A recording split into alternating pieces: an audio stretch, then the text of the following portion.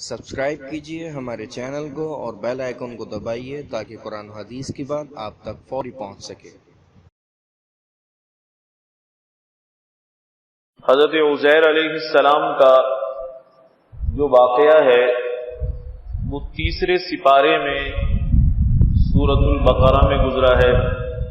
او کالذی مر علی قریۃ وہی خاویۃ علی عروشها، کہ حضرت عزیر علیہ السلام ایک ایسی بستی کے پاس سے گزرے تھے جس بستی پر کسی زمانے میں کوئی آفت آئی تھی، کوئی مصیبت آئی تھی اور وہ ساری بستی اوندھی پڑی ہوئی تھی۔ چنانچہ حضرت عزیر علیہ السلام نے دیکھا کہ یہاں بڑی تعداد میں لوگ مر گئے ہیں، ہڈیاں ہو گئے ہیں، ریزہ ریزہ ہو گئے ہیں۔ تو دل میں خیال آیا کہ یہ کیسے زندہ ہوں گے؟ ساری بستی مٹی میں مل گئی ہے، سب ہلاک ہو گئے ہیں، تو یہ کیسے زندہ ہوں گے؟ ذات باری تعالی سے عرض کیا کہ یا اللہ آپ انہیں کیسے زندہ فرمائیں گے؟ تو اللہ رب العزت نے فرمایا کہ کیا آپ کو اس بات پر یقین نہیں ہے، اطمینان نہیں ہے کہ ہم اس کام پر قادر ہیں؟ تو فرمانے لگے بلا ولکن لیطمئن قلبی، نہیں اطمینان تو ہے لیکن میں یہ چاہتا ہوں، یقین تو ہے لیکن میرے دل کو مزید اطمینان حاصل ہو جائے۔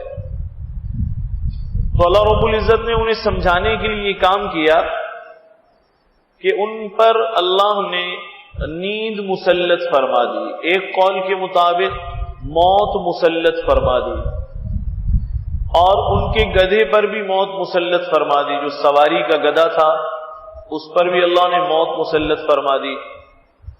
اور پھر قرآن مجید سے معلوم ہوتا ہے کہ 100 سال تک اسی حالت میں وہ وہاں موجود رہے۔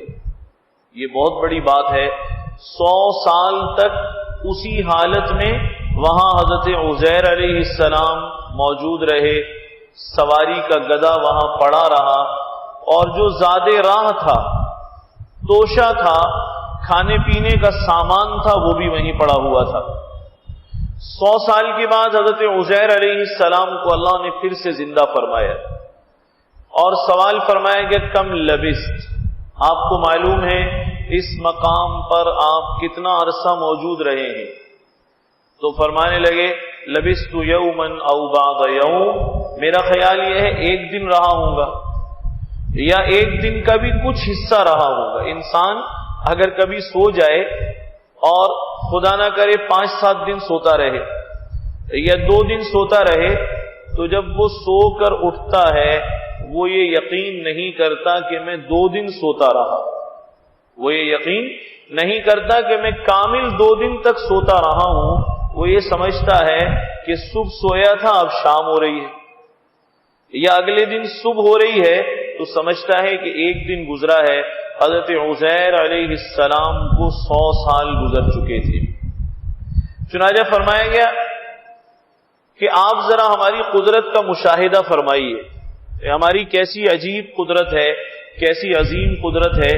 فانظر الی حمارک، آپ اپنے گدھے کی جانب دیکھیں۔ انہوں نے جب اپنے گدھے کی جانب دیکھا تو وہاں گدھا موجود ہی نہیں تھا، بلکہ وہاں ایک مٹی کا ڈھیر پڑا ہوا تھا، اس لیے کہ وہ جو گدھا تھا 100 سال کے عرصے میں اس کی ہڈیاں بھی گھل گئیں، گوشت ختم ہو گیا، ریزہ ریزہ ہو گیا، بالکل اس کا وجود ختم ہو چکا تھا۔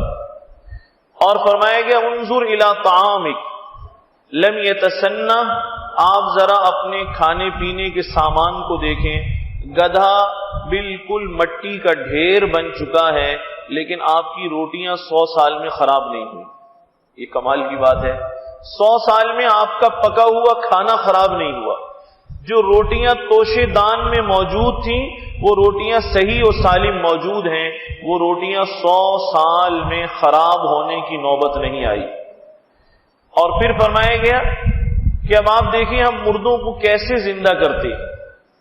چنانچہ اپنے گدھے کی جانب دیکھیں، حضرت عزیر علیہ السلام نے دیکھا مٹی میں حرکت پیدا ہوئی اور اس میں سے ہڈیاں بننا شروع ہوئی، وہ ہڈیاں آپس میں جڑنا شروع ہوئی.